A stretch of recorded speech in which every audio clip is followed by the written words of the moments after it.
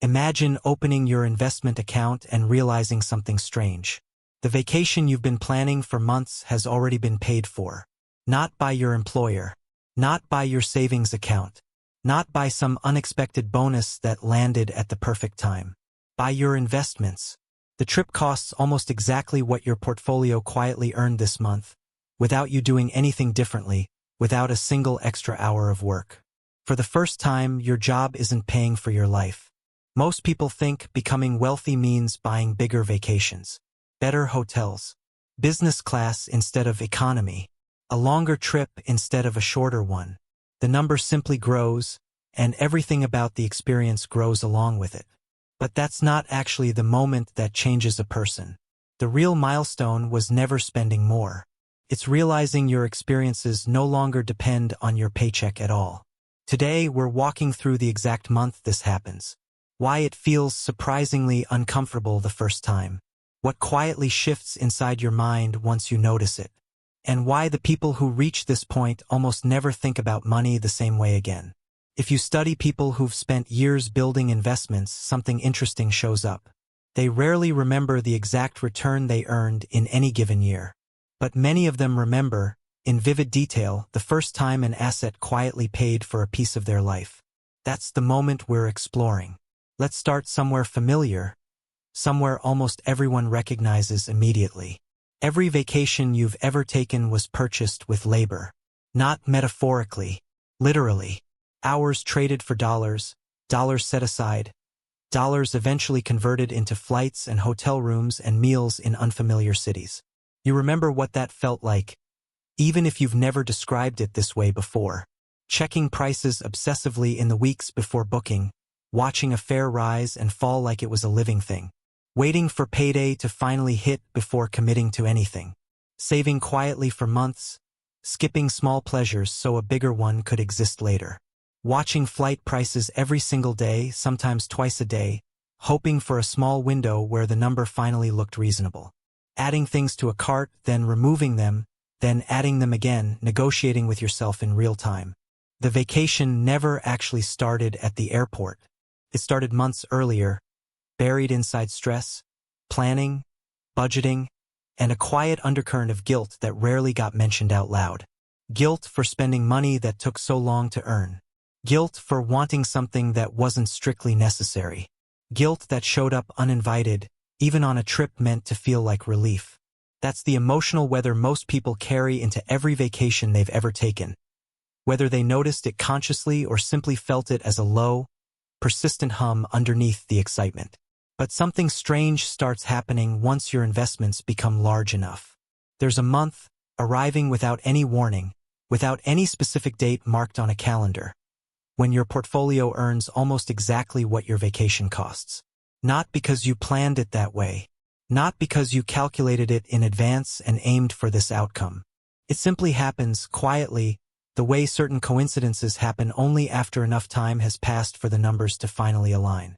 This is the first invisible wealth milestone most people ever experience, and almost nobody prepares you for how strange it feels. Nobody congratulates you. Nobody notices because nobody else could possibly know it happened. There isn't even excitement at first the way you might expect. Only confusion, sitting somewhere between disbelief and a question you don't quite know how to ask yet. Picture the actual moment. You open your brokerage account, mostly out of habit, the way you've opened it 100 times before. You look at the monthly gain, a number you've watched grow slowly over years. Then you look at your vacation booking, sitting in another tab, another part of your life entirely. Then you look back at the first number. Silence. And then, slowly, the realization arrives. My investments just paid for this. No celebration. No sudden urge to tell someone. Just quiet disbelief, the kind that comes from watching two numbers that were never supposed to be related suddenly line up perfectly. But instead of feeling excited, most people feel something they didn't expect to feel at all. Think about how strange this actually is when you slow down enough to notice it. Every previous vacation in your life required a story you could tell yourself about effort. I worked for this. I earned this. I saved for this month after month, and now I've earned the right to enjoy it. That story made the spending feel justified, even when guilt still crept in around the edges. This time, there's no story like that available. The money didn't arrive because you worked harder this particular month. It arrived because of hundreds of decisions made across years, decisions that had nothing to do with this specific trip, decisions you'd mostly forgotten you'd even made. There's no fresh effort to point to, no overtime, no extra shift, no sacrifice made specifically for this outcome. And that absence is exactly what makes the moment feel so unfamiliar.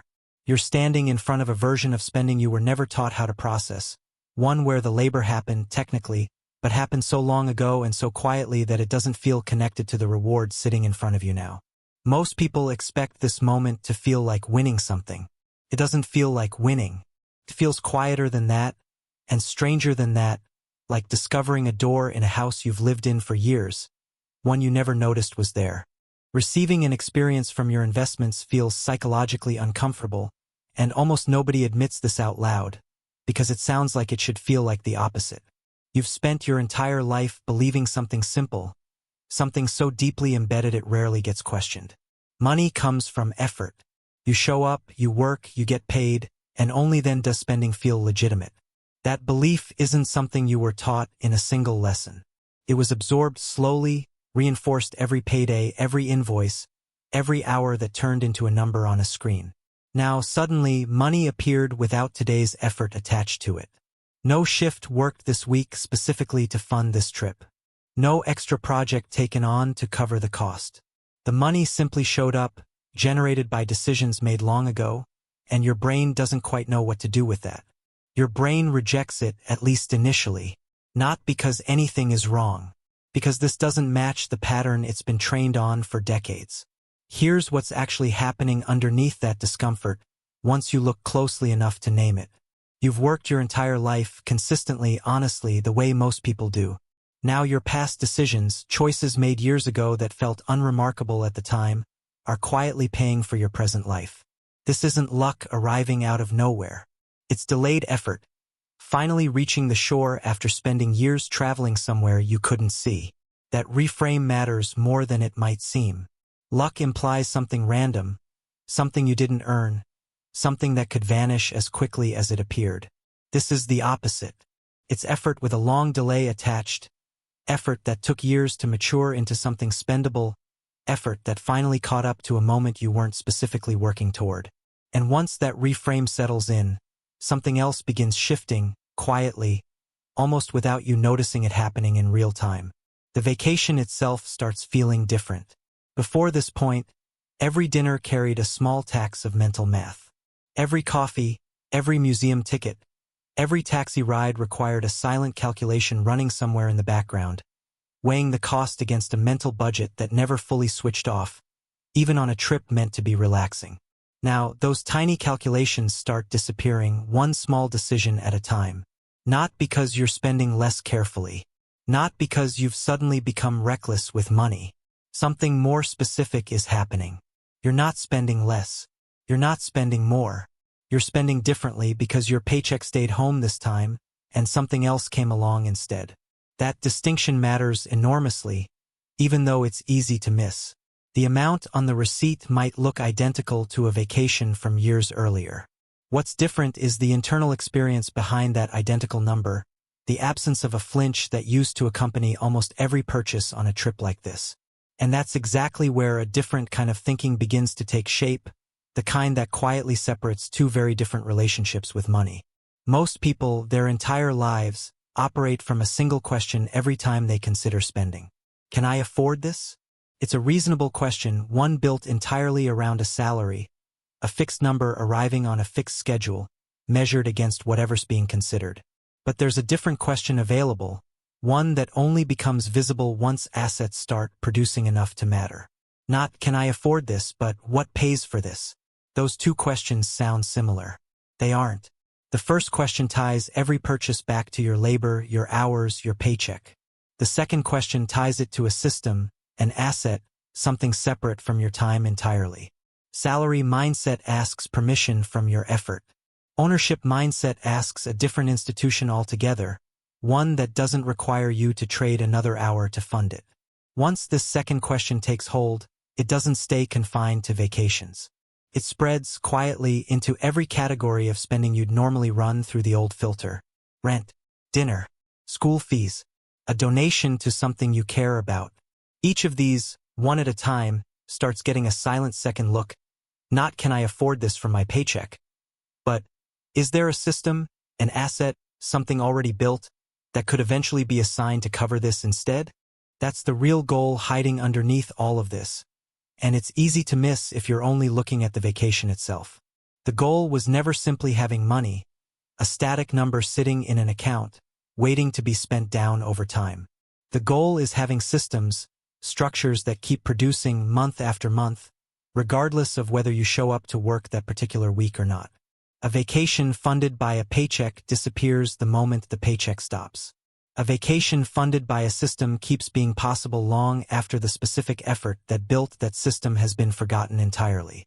That's not a small difference. It's the entire difference this whole story has been circling from the very beginning. But reaching this point, however satisfying it feels, creates a danger almost nobody warns you about, one that can quietly undo years of progress if it goes unnoticed. Because the temptation, once you've felt this shift once, is to chase the feeling again immediately without checking carefully where the money actually came from the second time.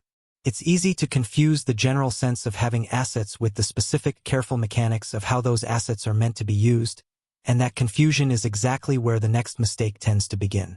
It rarely announces itself as a mistake in the moment. It looks, instead, like confidence, like momentum, like simply repeating something that worked so well the first time. And that's precisely what makes it worth slowing down for, before it quietly starts working against you instead. The mistake that destroys this milestone is simple to describe and surprisingly easy to fall into. It's confusing portfolio growth with spendable wealth. Here's how it usually happens. A vacation gets funded once by genuine cash flow, dividends, and returns your investments actually produced. Feels incredible, unlike anything you've experienced before. And so, the next time a trip comes up or a bigger purchase feels tempting, the instinct is to reach for the portfolio again, except this time by selling shares instead of spending what the shares produced on their own. That distinction sounds small. It isn't.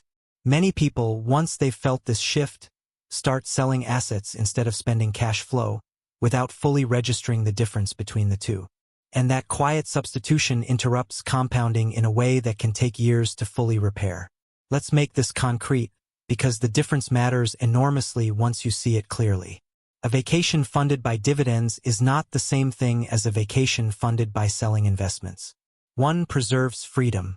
The money that paid for the trip was produced by the portfolio, while the portfolio itself remains fully intact, still capable of producing the exact same amount again next month, next year, indefinitely. The other delays freedom.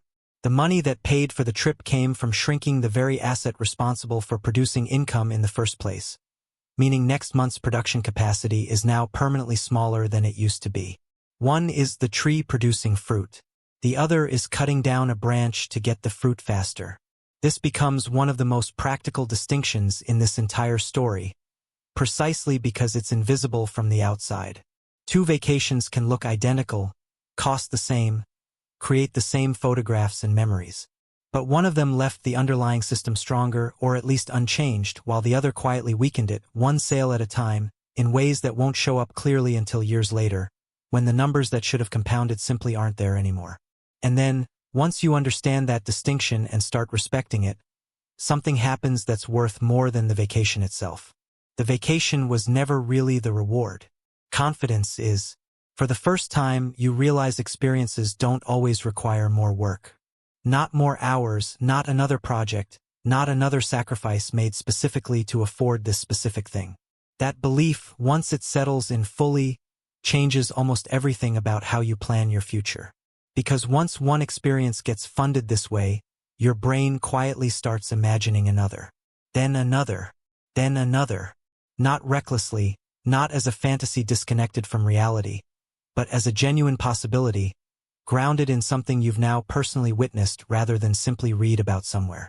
You stop dreaming about retirement, a distant, abstract finish line you'll supposedly reach someday. You start building systems, tangible, specific, already partially working, already proving themselves capable of funding real pieces of your actual life. Picture the scene fully, the way a film might choose to linger here rather than cut away quickly. Imagine sitting on a beach, the ocean stretching out in front of you, sun lowering slowly toward the horizon, and then realizing quietly, without any dramatic prompt, your office paid for nothing here. Every sunrise on this trip, every dinner, every flight that got you here, every memory being created in this exact moment, was quietly purchased years ago by decisions nobody around you noticed at the time. A transfer set up on autopilot. A contribution made during a month that felt completely unremarkable. A choice not to spend, repeated so many times it eventually became invisible. That's when wealth stops feeling like a number sitting in an account, waiting to be admired, and starts feeling like time that no longer has to be traded, hour for hour, for the experiences that make up an actual life. We thought this video was about paying for a vacation. It never was. At first, you worked for experiences, trading hours directly for flights and hotel rooms and meals in unfamiliar places. Then your savings started helping, absorbing part of the cost, softening the trade slightly. Eventually, your investments took over entirely, producing enough on their own that the trade stopped being necessary at all. That's the invisible path almost nobody notices while they're walking it. The first vacation your portfolio buys isn't important because it's expensive, and it usually isn't. It's important because it proves your future no longer depends entirely on tomorrow's paycheck. That's one of the quietest and most meaningful milestones in building wealth, arriving without fanfare, understood fully only by the person standing there when it happens. So here's something worth sitting with long after this video ends. What would be the first experience you'd want your investments to pay for? A vacation, your rent, dinners with family you don't see often enough. Or something else entirely, something only you would think to ask for. Read the comments before the next chapter of this series, because your answer might quietly become the next story we tell. Think back one final time to that moment in the account. The vacation already paid for, the number already matching, the silence that followed before the realization finally landed. Nothing about that moment looked impressive from the outside. No headline could have been written about it. No stranger passing by would have known anything unusual had just happened. And yet, for the person sitting there, staring at two numbers that finally lined up, everything about how they saw money quietly, permanently shifted. Not because the vacation was extraordinary, because it proved, in a way no explanation ever could, that a life built slowly, quietly, without any single dramatic moment, was already further along than it felt from the inside. That's the real lesson underneath all of this. Not a formula, not a target number, a single, ordinary month, indistinguishable from 100 others, that turned out to be the exact moment everything had secretly been building toward.